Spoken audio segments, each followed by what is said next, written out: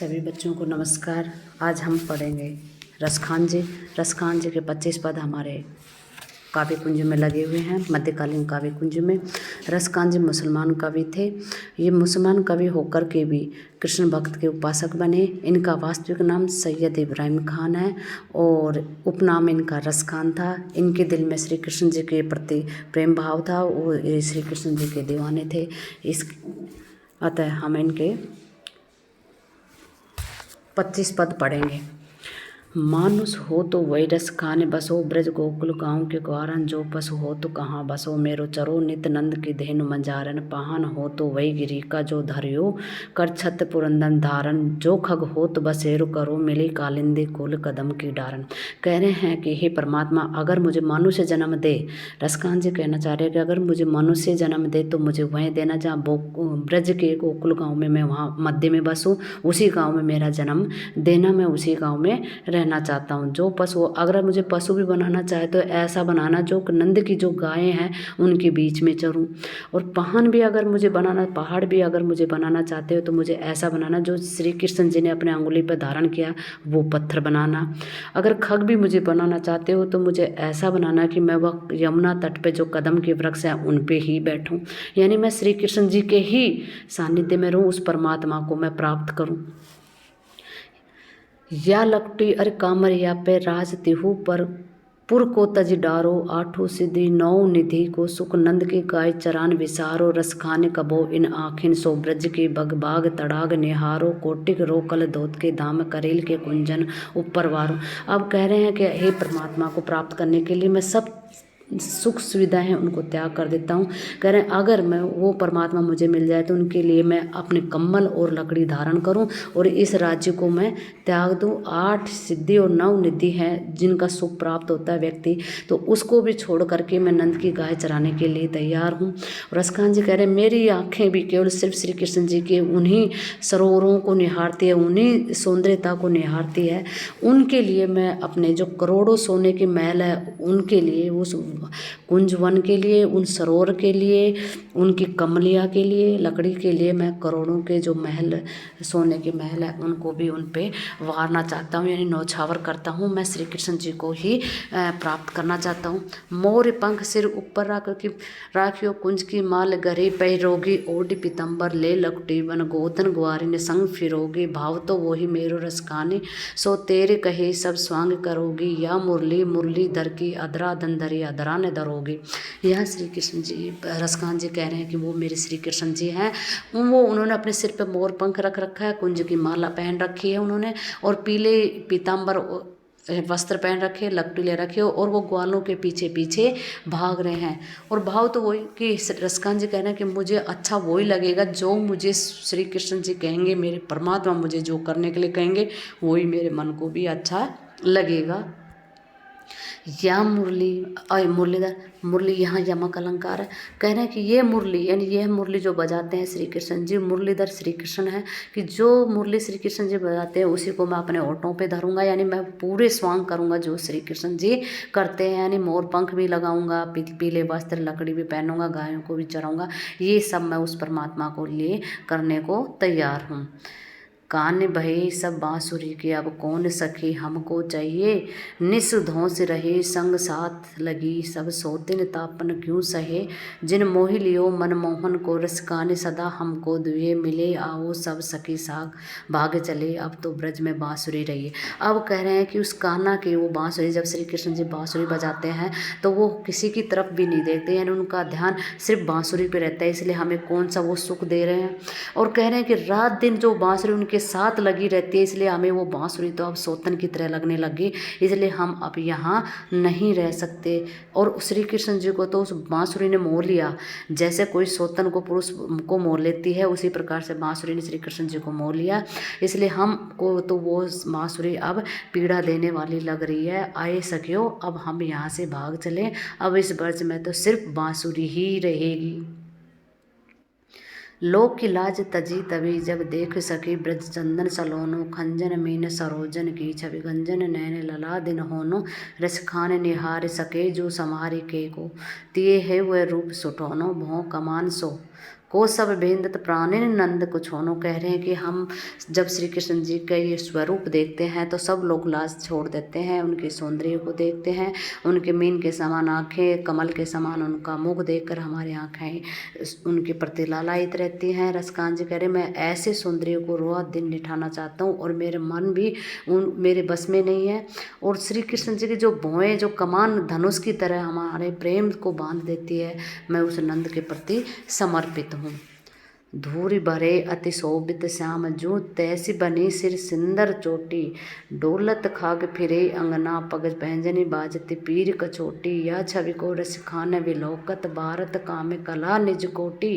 काक के भाग बड़े सजने, हरि हाथ सो ले गयो माखन रोटी। यहाँ से परमात्मा को पालम देते हुए सरस्कान जी कह रहे हैं कि उनका धूल से भरा हुआ सुंदर श्याम शरीर अच्छा लग रहा है, और जैसा धूल से भरा उनका सुंदर शरीर लग रहा है वैसी ही उनकी सुंदर चोटी लग रही है उनके सर पर।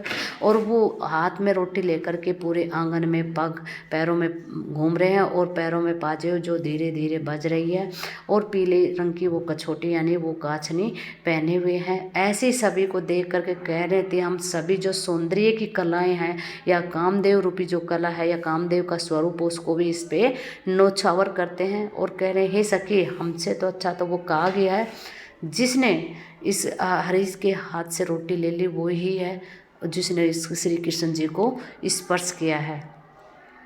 सोवत है चंदवा सिर मोर के, जैसे सुंदर पाग कसी है।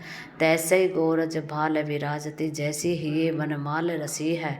रस खान विलोकत बोरी बही, दृग मुंद के ग्वाल पुकारी हंसी है। खोली री घूंघट खोलो कहाँ, वह मूर्ति नैनन मांझ बसी है।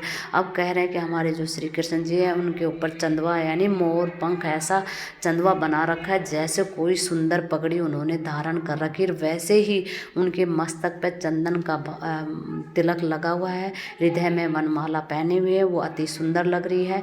ऐसे दृश्य को देख करके एक ग्वालिन एक स्त्री पागल हो जाती है, उनके ऐसे सौंदर्य रूप को देखकर वो ग्वालों को पुकारती है और हंसती है। और वो जब ग्वालिन उनको कहते हैं तू अपना आंखें का घूंघट खोल, तो वो कहती है नहीं मेरी इन नैनों में आँखों में श्री कृष्ण जी की मूर्ति बसी है, खोलने के बाद वो यहाँ से निकल जाएंगे, इसलिए मैं मेरी इन आँखों से और कुछ देखना नहीं चाहती। अखियाँ अखियाँ सो सकाय मिला हिलाए रिजा हियो बारीबो, बतिया चित चोरन चेटसी। रस चारु चरितनु चारिबो, रस खान के प्राण सुधा भरियो। अधरा दन पे तो अधरा धरियो, इतने सब मैन के मोहिनी जंत्र पे मंत्र बसी पर भी फरियो। कह रहे हैं कि आँखों आँखों से हमें श्री कृष्ण जी ने ऐसे प्रेम से हिला दिया, खुश कर दिया कि जिससे कि हम उनकी बातों में आकर के हमारे ऊपर ऐसा लग रहा है किसी ने जादू कर दिया। और उन्होंने रसकान जी कह रहे हैं कि उन्होंने अपने प्रेम रस से जो अमृत है, प्रेम रूपी जो अमृत है वो हमारे अधरों में भी भर दिया। अधरों के अधर लगा करके अपने होठों से होठ लगाकर हमारा वो प्रेम भी हमारे अंदर भर दिया। और इतने सब कह रहे हैं कि ऐसा लग रहा है कि वो हमारे ऊपर हमारे मन के ऊपर भी मंत्र फेर दिए, जिससे कि और कोई मंत्र उन पर कार्य ही नहीं कर रहे। जा दिन ते निरख्यो नंद नंदन, कानी तजी घर बंधन छूटो। चारु विलोकन की निसिमार संभार गई, मन मार न लूटो। सागर को सरिता जिमिधावत रोक रहे, कुल को पुल टूटो। मत भयो मन संग फिरे, रस खान स्वरूप सुधारस छूटो। कह रहे हैं कि श्री कृष्ण जी के जब हम बांसुरी सुनते या इस रूप को देखते तो हम कह रहे हैं कि हमारा सब मर्यादाएं हैं, घर बार सब कुछ छोड़ देती हैं, और उनकी ऐसी सौंदर्यता को देख करके हम अपने मन को भी लुटा हुआ मानते हैं, हमारे मन को भी हम संभाल नहीं पाते, और हमारा मन ऐसा हो गया जैसे सरिता सागर में मिलने के लिए कोई नहीं रोक सकता, उसी प्रकार से हमारे मन को भी श्री कृष्ण जी से मिलने के लिए कोई नहीं रोक सकता। अगर नदी को या सरिता को सागर में मिलने से रोका जाएगा तो पुल टूट जाएगा, उसी प्रकार से हमारा भी ये प्राण निकल जाएंगे। मत भयो मन संग, क्यों हमारा मन तो अब हमारे संग है ही नहीं, वो तो श्री कृष्ण जी के संग ही रहता है। कल कानन कुंडल मोर पंख, उर पे मनमाल विराजती है। मुरली कर में अधरा मुस्कानी तरंग माँ छवि छाजती है। रस खाने लखे तन पीत पटा सत दामिनी की धोती लजाती है। वह बांसुरी की धुनी कान परे कुल कान हियो तज भाजती है।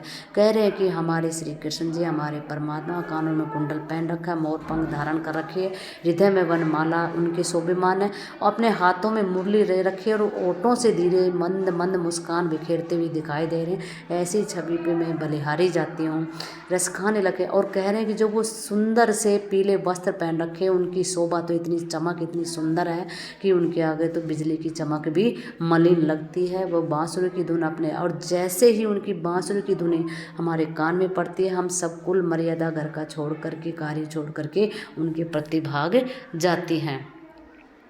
ब्रह्मा में ढूंढो पुराणन गानन, वेद ऋचा सुनि जोगुन चायन, देख सुनो कबू न कि तू वह कैसे स्वरूप हो कैसे सुभायन।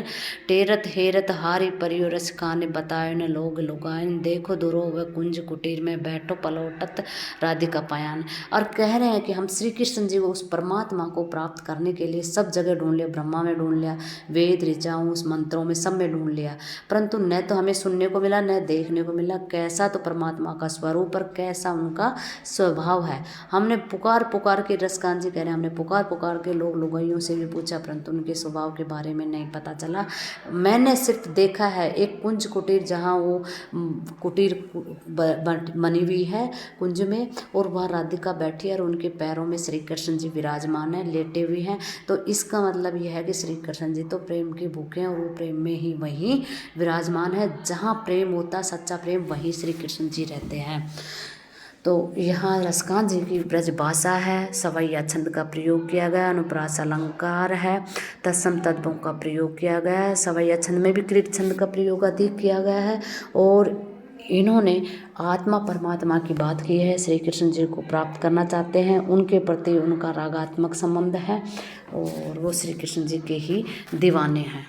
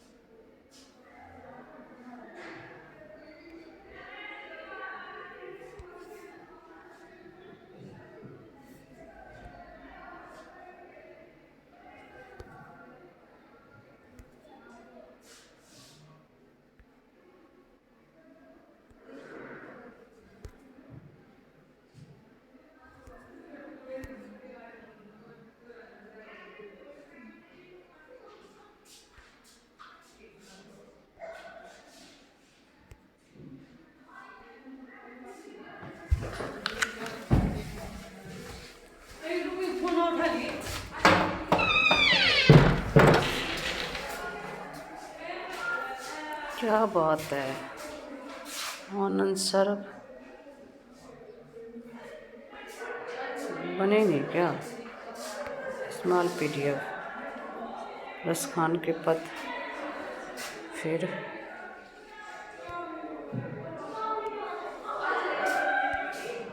धारण इन चरण दुर्घटन कर से ऐसे बने नहीं है।